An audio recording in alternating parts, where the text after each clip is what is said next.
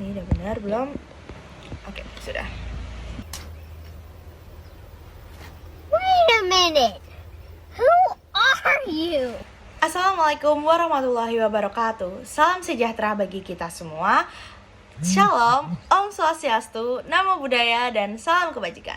Halo semuanya, kembali lagi dengan Jara Jelita Nari Desianto, mahasiswi Prodi Hubungan Internasional kelas HI3 dengan NIM akhir 168. Yup, setelah sekian lama, akhirnya kita kembali lagi dengan tugas video.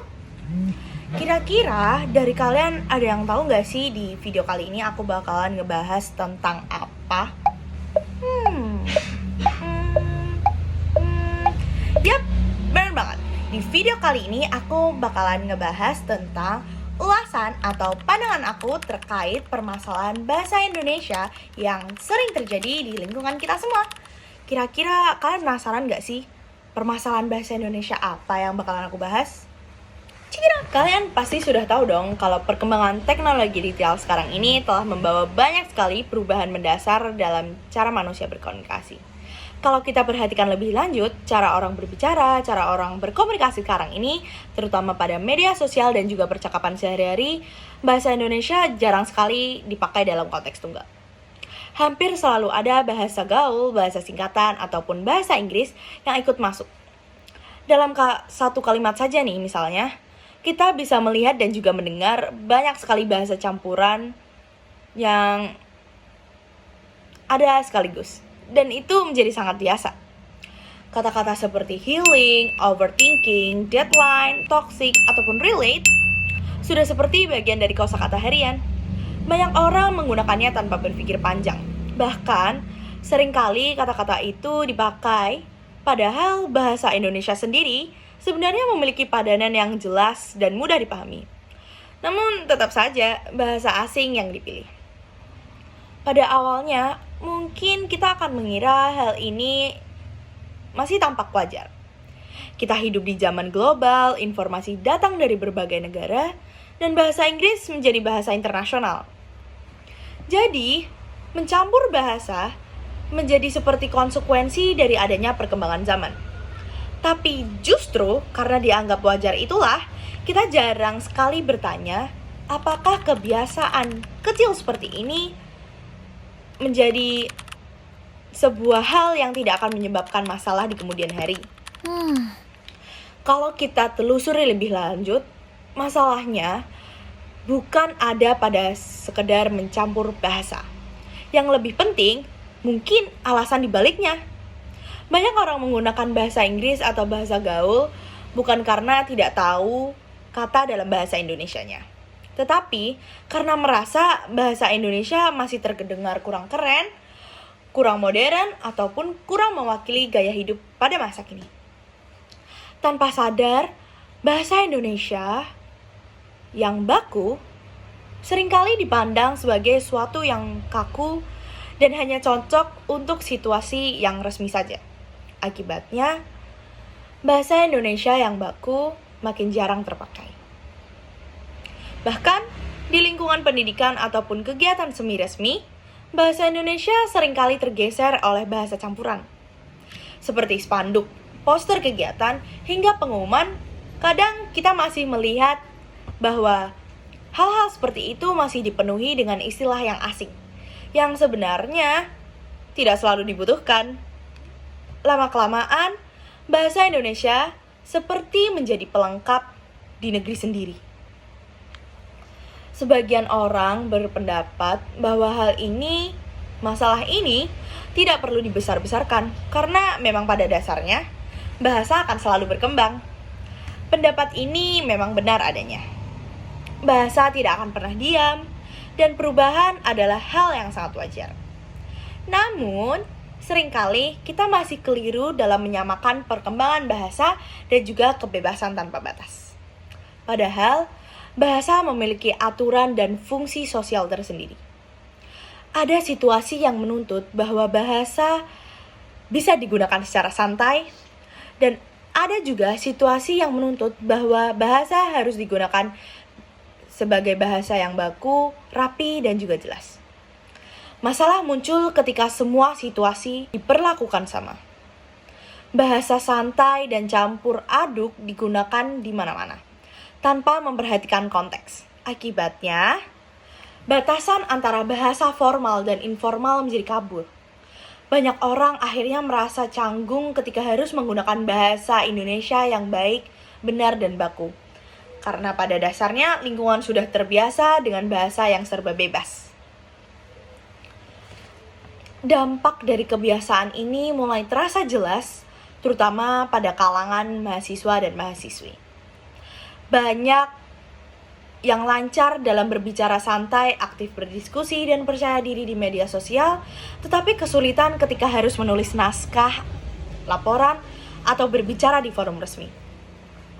Kalimat yang digunakan seringkali tidak runtut, pilihan katanya kurang tepat, dan masih tercampur dengan istilah asing yang sebenarnya tidak diperlukan. Hal ini bukan berarti menjadi sebuah titik ukur kemampuan dalam berpikir mereka menjadi rendah. Justru sebaliknya, seringkali ide yang muncul adalah sebuah ide yang bagus, tetapi sulit disampaikan dengan jelas karena kurangnya terbiasa menggunakan bahasa Indonesia secara terstruktur.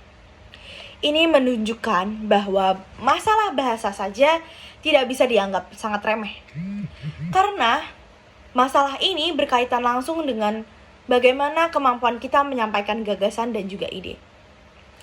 Selain itu, ada juga anggapan yang cukup berbahaya dalam masyarakat, yaitu kalian pasti akan sering mendengar bahwa penggunaan bahasa Inggris menjadi sebuah cerminan akan kecerdasan dan juga status sosial.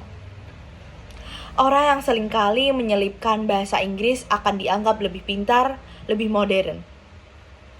Sementara itu, orang yang konsisten menggunakan bahasa Indonesia yang baku kadang akan justru dianggap terlalu serius atau kurang gaul. Cara pandang seperti inilah yang muncul dalam masyarakat pelan-pelan akan menjadi bumerang dari kita semua terhadap bahasa Indonesia. Padahal, bahasa Indonesia bukanlah bahasa yang miskin atau ketinggalan zaman. Bahasa Indonesia mampu membantu untuk mengekspresikan gagasan ilmiah, pemikiran kritis, ataupun diskusi yang sangat baik. Yang seringkali menjadi masalah bukanlah bahasanya, tetapi kebiasaan kita yang jarang melatih diri sendiri menggunakannya dengan benar. Bahasa juga tidak bisa dilepaskan dari cara berpikir. Ketika kita menggunakan bahasa yang serba singkat, tidak runtut, dan penuh campuran, cara berpikir kita juga bisa ikut menjadi tidak terstruktur. Gagasan yang disampaikan mungkin setengah-setengah, rasional yang melompat-lompat, dan juga pesan yang ingin disampaikan terlihat tidak jelas. Akhirnya komunikasi menjadi kurang efektif dan seringkali menimbulkan salah paham.